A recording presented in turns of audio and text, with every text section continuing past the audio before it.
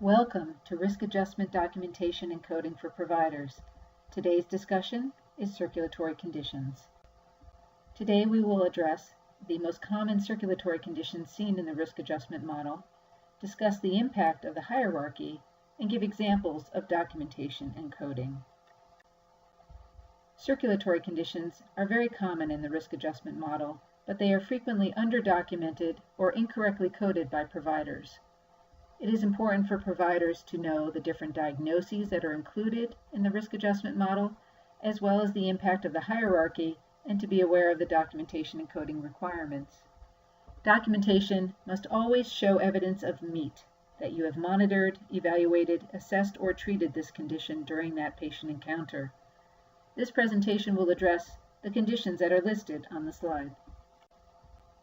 This is an example of the ischemic heart disease hierarchy in the risk adjustment model. The highest tier is for an acute MI with a coefficient of 0.275.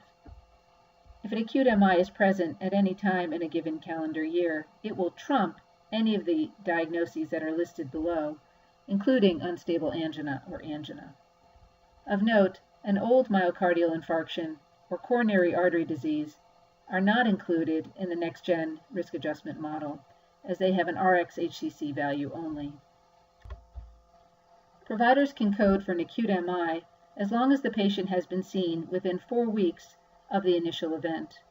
As you can see in the table below, the codes for an acute MI, whether it is a STEMI or non-STEMI, have the same coefficient of 0.275. Always document and code if angina is being monitored or treated, even if it is well controlled. Coronary artery disease is not included in the next-gen risk adjustment model, but if coronary artery disease is present with angina or unstable angina, that is a risk-adjusted condition. As you can see in the table below, coronary artery disease with unstable angina has the highest weighted coefficient. For congestive heart failure, always document and code to the highest degree of specificity. For example, CHF, not otherwise specified, is valid for risk adjustment, but it is not valid for inpatient coding.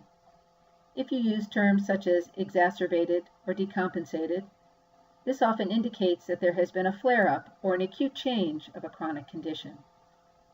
It is appropriate to use the acute heart failure codes in that situation.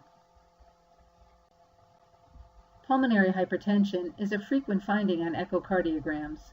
However, the clinician needs to document in the progress note if this finding is clinically significant. As you can see in the table, pulmonary hypertension or primary pulmonary hypertension share the same coefficient. But if there is pulmonary hypertension with acute cor pulmonale, then the coefficient increases significantly due to the severity of that condition. There are 18 different arrhythmia diagnoses in the risk adjustment model that share the same coefficient. However, there are 2 important examples. If a patient has had a pacemaker, then the provider can no longer code the underlying condition, such as AV block or sick sinus syndrome.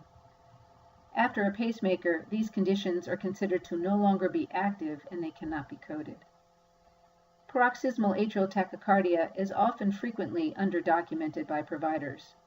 If a patient is being well maintained on beta blockers and the symptoms are under good control, it is still appropriate to document and code this condition. Document and code aortic atherosclerosis or aneurysms if you are actively treating or monitoring this condition. As you can see in the table below, atherosclerosis of the carotid artery is not applicable in the next-gen model as it has an RxHCC value only. However, aortic or renal atherosclerosis have a significant coefficient of 0.299. It shares the same category with thoracic and abdominal aortic aneurysms and peripheral vascular disease. Of note, if your patient complains of claudication and you document claudication unspecified, this will code to peripheral vascular disease I-73.9. For atherosclerosis of the lower extremity, please code to the highest degree of specificity for the patient's condition.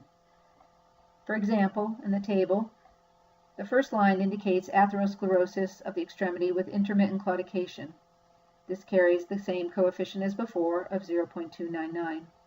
However, if the patient also has any ulceration or gangrene, then you can see that the coefficients increase significantly to reflect the severity of that condition. Our final example is the documentation and coding of PE and DVT. An acute PE or DVT can only be coded during the acute event. After the acute admission, the clinician must decide if the patient has a chronic PE, a chronic DVT, or whether they are keeping the patient on anticoagulation for a hypercoagulable state. As you can see in the table, acute and chronic PE have the highest weighted coefficient of 0.410. The acute and chronic DVT follows at 0.299. But if a patient is being maintained on long-term anticoagulation, some consideration should be made for the diagnosis of a hypercoagulable state, and you can see some examples in the table below.